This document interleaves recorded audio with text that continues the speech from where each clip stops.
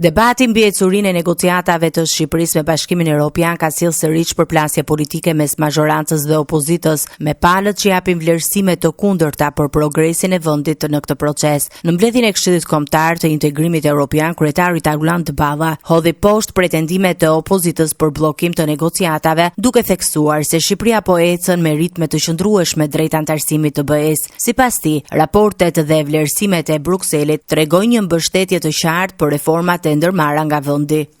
Shqipëria nuk ka qenë kurrë më afër Europës se sa është sot. Ky është ajo që do ta thoja unë, do ta përmbledhja në një fjali të vetme këtë dokument. Pra, nuk flitet për ngecje, nuk flitet për humbje drejtimi, nuk flitet për pasiguri strategjike, flitet vetëm për avancim, për ritëm, besueshmëri, për kushtim të jashtëzakonshëm, për një Shqipëri që po hyn seriozisht në fazën përmbyllëse të rrugës saj europiane. Dhe për këtë arsye detyra e të gjithëve, pas një dallim, edhe për ne si shumicë, edhe për ata që janë pakicë, secili prej palëve duhet ta lexojë me përgjegjësinë që merr në këtë proces. Vetë përjashtimi nuk ndihmon askund, ndërkohë që të gjithë bashkë duhet punojmë për ta jetësuar këtë aspirat historike. Nga ana tjetër, kryenegociatorja Majlinda Luka deklaroi se institucionet shqiptare kanë përfunduar përgatitje teknike për mbylljen e të paktën 10 kapitujve negociues brenda vitit. Aktualisht, ne po punojmë intensivisht me qëllim që të përgatisim teknikisht mbylljen e kapitujve për të paktën 10 kapituj të parë, të cilat mbulojnë 27 nga 101 piketa në total, teksa punojmë paralelisht me të gjitha fushat ose kapitujt e tjerë. Sa i përket kapitujve 30,